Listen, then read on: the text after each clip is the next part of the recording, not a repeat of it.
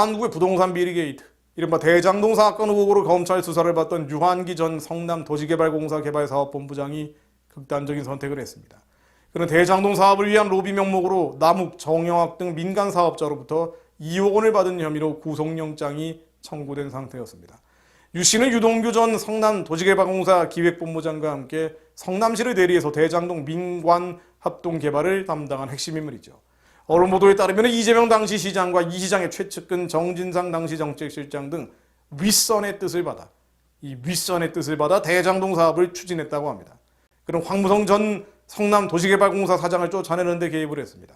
그는 시장님의 명령이라면서 황 전 사장을 14번이나 찾아가서 사표를 요구했고 결국 관철시켰죠. 이런 핵심 인물에 대한 수사는 당연히 초기에 이루어졌어야 합니다.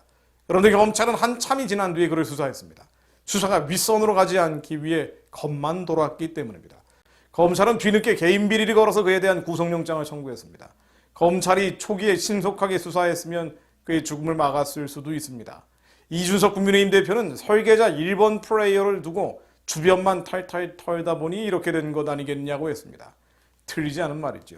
검찰은 지난 9월 말 여론을 밀려서 어쩔 수 없이 대장동 의혹 수사를 시작했습니다. 휴대전화 압수 실패 소동, 늦장 압수수색과 부실영장 논란, 쪼개기 단체 회식과 코로나 집단 감염까지 수사팀이 보여준 어이없는 행태는 열거하기 어려울 정도죠. 최고 책임자인 이재명 당시 시장은 놔둔 채 김만배, 남욱, 정영학 등 민간업자들 위주로만 수사를 했습니다. 유동규 전 본부장의 배임과 민간업자의 배임 공모를 인정하면서도 이들에게 천문학적인 이익을 안겨준 대장동 설계 당사자인 이 시장과 측근 수사는 손도 대지 않았습니다. 그러다가 이런 비극까지 벌어진 것입니다. 그런데도 이재명 후보는 유 씨 죽음에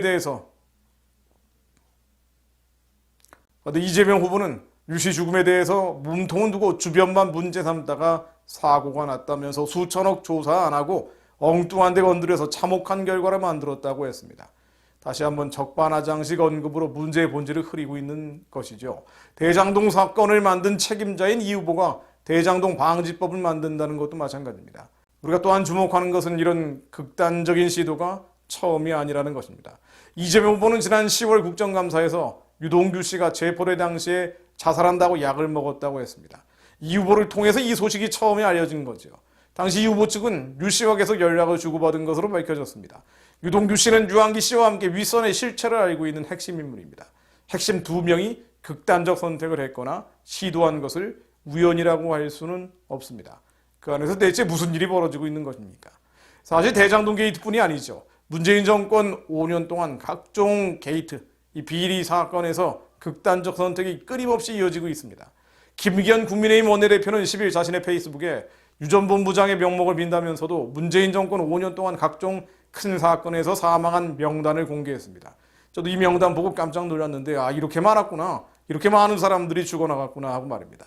김 원내대표가 예시한 사건들을 보면은요. 버닝썬 강남경찰서 강력반 이용준 형사 낚시터에서 숨진 채 발견, 조국 사모펀드 관련 대출알선 혐의 저축은행 피의자 의문사, 조국 사모펀드 운용에 가담했던 수사 주요 참고인 모텔에서 자살, 울산시장 부정선거 청와대 민정수석실 소속 검찰 출신 행정관 숨진 채 발견, 옵티머스 펀드에 연루돼서 수사받던 이낙연 당대표실 부실장 자살, 정의기억연대 위안부 쉼터 평화의 우리집 손모 소장 자택서 숨진 채 발견, 정의기억연대 윤미향 재판 담당 이모 부장판사 식당 화장실에서 의식 잃고 쓰러져 의문사, LH 부동산 투기 LH 경기본부장 경기 분당에서 투신 자살, 이재명 대장동 게이트 유한기 전 본부장 자살 등등입니다.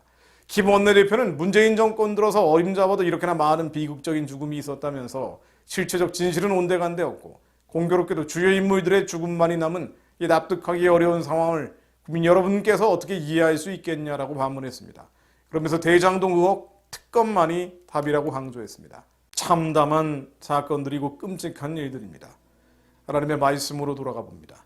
요한복음 10장 10절로 도둑이 오는 것은 도둑질하고 죽이고 멸망시키려는 것뿐이요 내가 온 것은 양으로 생명을 얻게 하고 더 풍성히 얻게 하려는 것이라. 사탄과 그의 불임받는 귀신들이 하는 일이라고는 도둑질하고 죽이고 멸망시키는 것뿐입니다. 생명의 영이신 주님은 우리를 살리고 구하시는 분이죠.